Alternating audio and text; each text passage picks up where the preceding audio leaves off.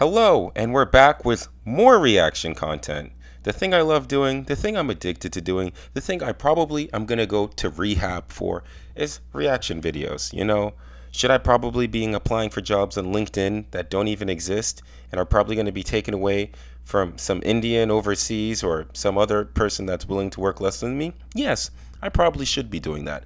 But nope, I'm here reacting, watching videos on you. Actually, I'm reacting. I'm not watching videos on YouTube. I'm making reaction content. We are with Miss Lael Mariella, I believe, and we're going to talk about the most important thing I learned studying philosophy in college. Hopefully, she learned about questioning and about purpose and reason and different modes of philosophy, Eastern philosophy, Western philosophy.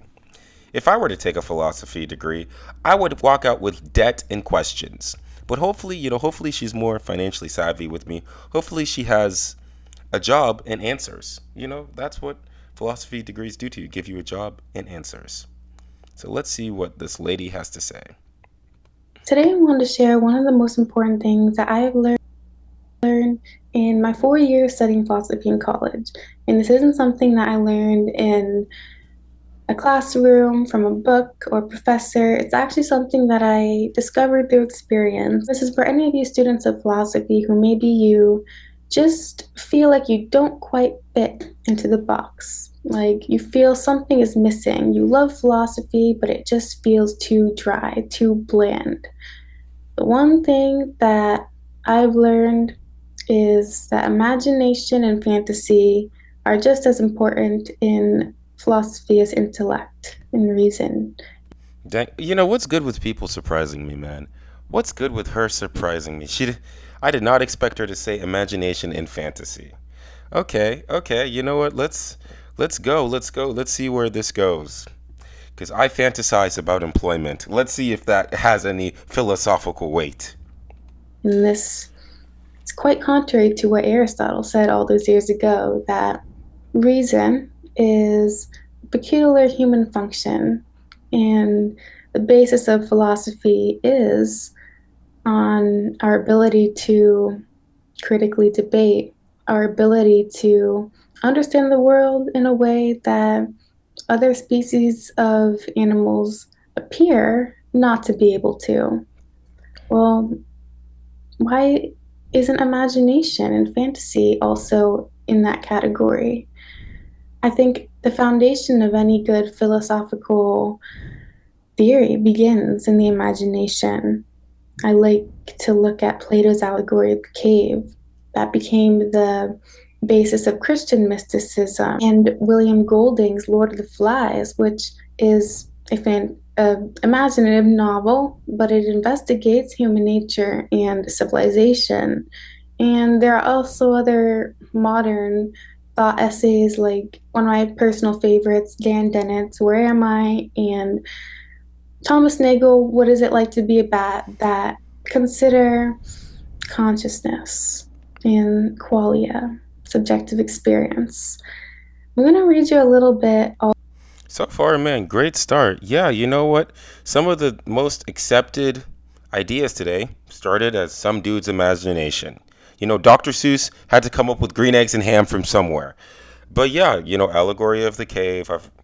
I pretended to read that in college. Lord of the Flies, haven't cracked that open in 11 years. Actually, I think it's been 12 years. Yeah, it's been 12 years since I've cracked that open. Also, yeah, it just starts out with, a group of kids getting stuck on an island and then everything goes haywire. Everything starts somewhere, and those are just philosophical things. This doesn't just apply to philosophy.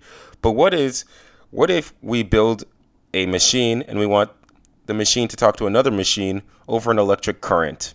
That is computers and the internet. So this idea that your imagination's not important, it's all whimsical, I don't buy any of it. And I like what she has to say about that. Also of William Blake's letter to a man named Reverend John Tressler, who critiqued his art for being too imaginative. And by the way, William Blake, he's somewhat of a philosopher mystic. He wrote poems, he made art. He's pretty well known in the philosophy of religion. But he said And I know that this is a world of imagination and vision. I see everything I paint in this world, but everybody does not see alike. A tree which moves some to tears of joy is in the eyes of others only a green thing which stands in the way. Some see nature all ridicule and deformity, and some scarce see nature at all. But to the eyes of the man of imagination, nature is imagination itself.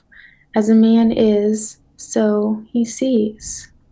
And I really like that last line.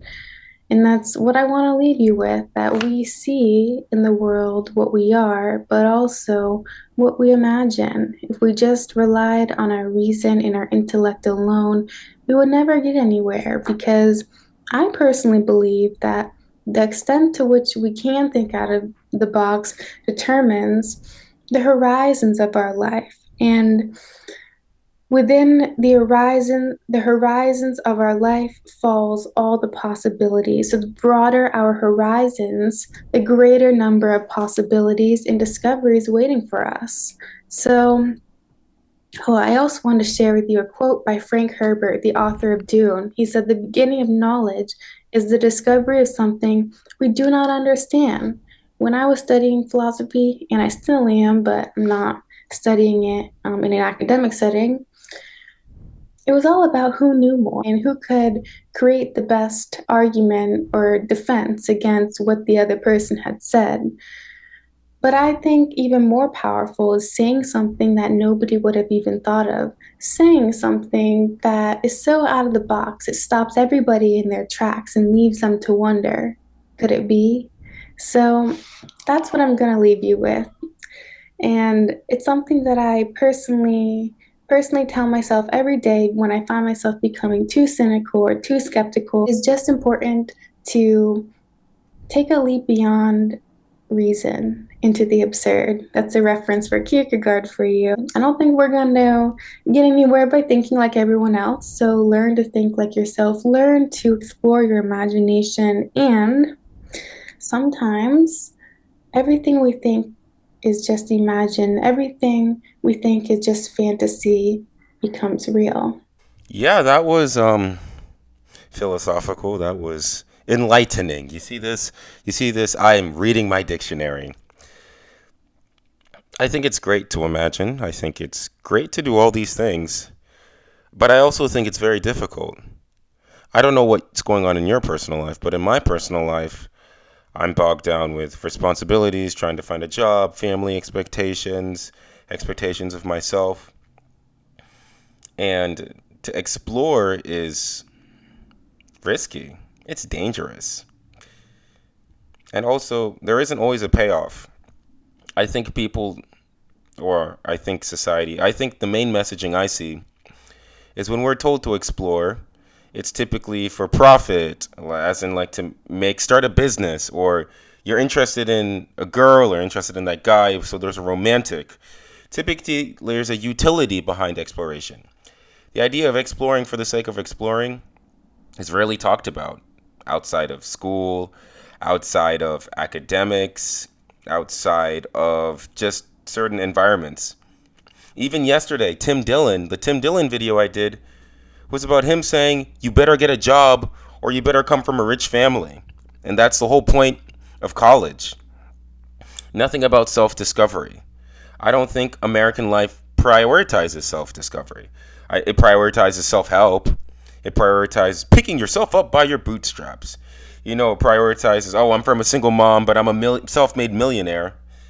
But not discovery. I think it's great to try new things. I think it's wonderful. I think this YouTube channel is me trying new things despite low view count, despite below average analytics. I'm legit trying in real time. But it doesn't always pay off. I think that's the part that she doesn't talk about. She doesn't talk about when your YouTube channel doesn't get any views, when you're not qualified for internship, when you get rejected from 100 internships, when you can't get an interview for software engineering. She doesn't talk about that part because those things would scare anyone. I don't know, maybe I have a mental illness, maybe there's something wrong, maybe my brain doesn't work the way it's supposed to. But yeah, I try things, and most of the time they fail.